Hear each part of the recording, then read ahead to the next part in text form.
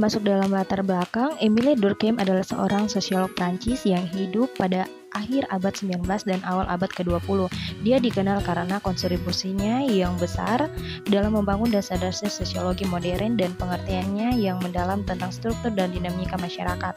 Salah satu kontribusi paling penting dari Durkheim adalah pemahaman tentang fakta sosial yang ia gambarkan sebagai pola-pola perilaku, pemikiran, dan nilai-nilai yang ada di masyarakat dan mempengaruhi individu.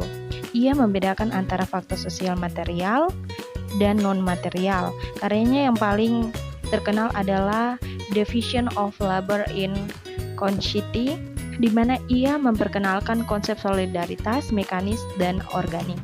Kita masuk dalam pembahasan. Fakta sosial adalah seluruh cara bertindak baku maupun tidak yang dapat berlaku pada diri individu sebagai sebuah paksaan eksternal, atau bisa juga dikatakan bahwa fakta sosial adalah seluruh cara bertindak yang umum dipakai suatu masyarakat dan pada saat yang sama keberadaannya terlepas dari manifestasi individual. Fakta sosial material dan non-material. Durkheim membedakan dua tipe ranah fakta sosial material dan non-material.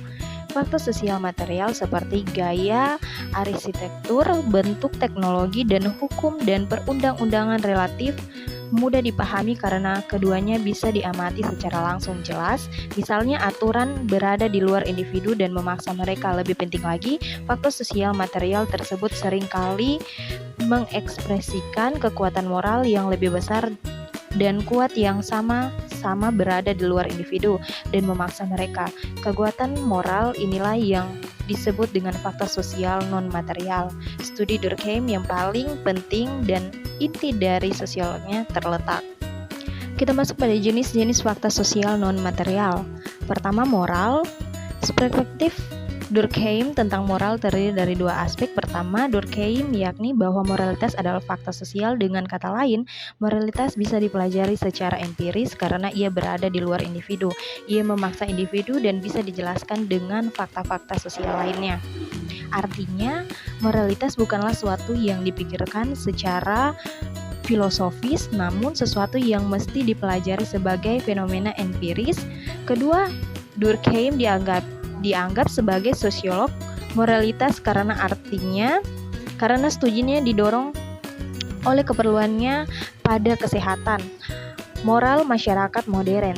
Sebagian besar sosiologi Durkheim bisa dianggap sebagai sebuah produk dan perhatiannya terhadap isu moral ini. Orientasi kolektif, karena kesadaran kolektif merupakan luas dan gagasan yang tidak memiliki bentuk yang tetap, oleh karena itu tidak mungkin dipelajari secara langsung, akan tetapi mesti didekati melalui relasi fakta sosial material. Dalam bahasa Prancis, kata representation secara harfiah berarti gagasan, sedangkan Durkheim menggunakan istilah ini untuk mengacu konsep kolektif maupun daya sosial yang memaksa individu. Arus sosial. Durkheim menyebut dengan arus sosial. Ia mencontohkan luapan semangat amarah dan rasa kasihan yang terbentuk dalam kumpulan publik. Meskipun arus sosial kurang konkret dibanding dengan fakta sosial itu, dikarenakan fakta sosial tidak bisa direduksi pada individu. Kita masuk pada Division of Labor in Society. Division of Labor in Society dikenal sebagai karya sosiologi klasik pertama. Di dalamnya Durkheim melacak perkembangan modern relasi individu dengan masyarakat. Dalam Kane ini, Durkheim terutama ingin mencoba untuk meneliti sesuatu. Tesis The Division of Labor adalah bahwa masyarakat modern tidak ikat oleh kesamaan antara orang-orang yang melakukan pekerjaan yang sama, akan tetapi pembagian kerjalah yang mengikat masyarakat dengan memaksa mereka agar tergantung satu sama lain. Baik, kita masuk pada poin selanjutnya, yaitu bunuh diri. Telah dijelaskan bahwa studi Durkheim tentang bunuh diri adalah contoh paradigmatis dari bagaimana seharusnya sosiolog menghubungkan teori dan penelitian. Bunuh diri secara umum merupakan salah satu tindakan pribadi dan personal sebagai seorang sosiolog.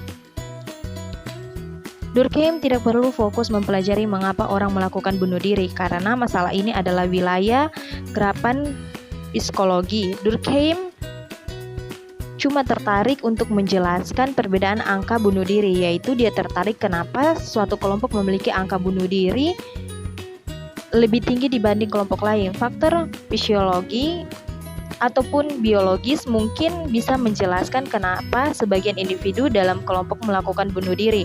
Akan tetapi Durkheim mengasumsikan bahwa hanya faktor sosial yang bisa menjelaskan kenapa suatu kelompok memiliki angka bunuh diri yang lebih tinggi dari yang lain.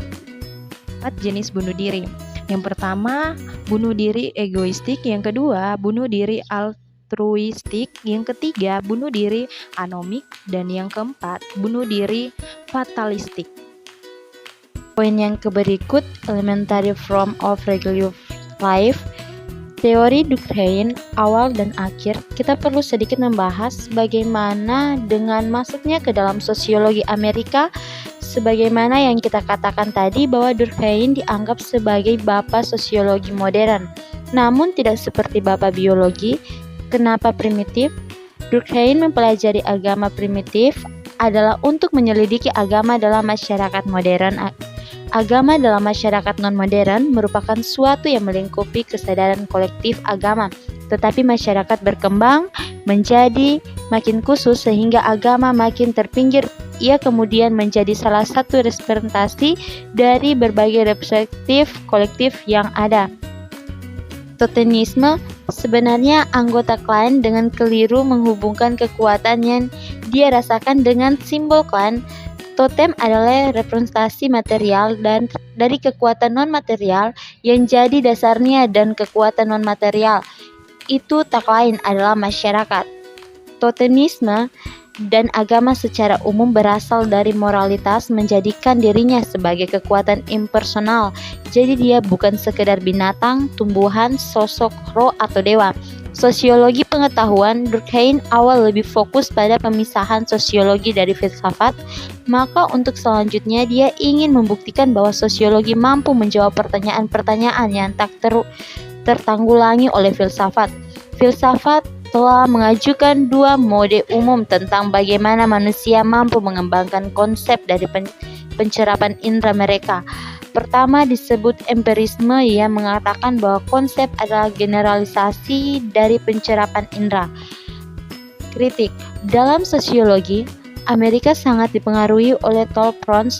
Ia menyebut Durkheim sebagai penganut fungsionalisme dan positisme. Mereka meski menurut kita pembelajaran tersebut tidak terlalu tepat untuk menyatakan karakteristik posisi Durkheim, namun tetap ada sejumlah kritik terhadap ide-ide yang didasarkan pada karakteristik tersebut. Karena para mahasiswa sosiologi harus menyimak kritik-kritik ini, ada baiknya jika kita membahasnya secara ringkas di sini. Fungsionalisme dan positisme Durkheim menjadi fungsional secara tidak langsung dan bisa dikatakan secara kebetulan. Durkheim tidak menolak mentah-mentah analogi antara organisme biologis dan struktur sosial. Akan tetapi dia tetap tidak percaya bahwa sosiologi bisa menyimpulkan hukum sosiologi dengan analogi biologi. Durkheim menyebutkan dengan kesimpulan yang tidak berguna. Durkheim berpendapat bahwa ia membedakan fungsi-fungsi berdasarkan sebab-sebab histori faktor sosial. Kritik-kritik lain adalah personal dalam teori Durkheim yang harus kita diskusikan di sini. Persoalan pertama berkaitan dengan konsep fakta sosial. Belum jelas bahwa fakta sosial bisa didekati dengan sikap objektif mereka, seperti yang direkomendasikan Durkheim. Bahkan fakta sosial yang sepertinya objektif seperti bunuh diri masih bisa dilihat sebagai akumulasi implementasi.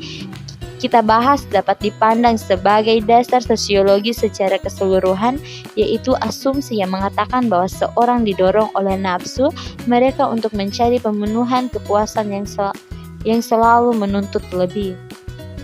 Sekian dan terima kasih.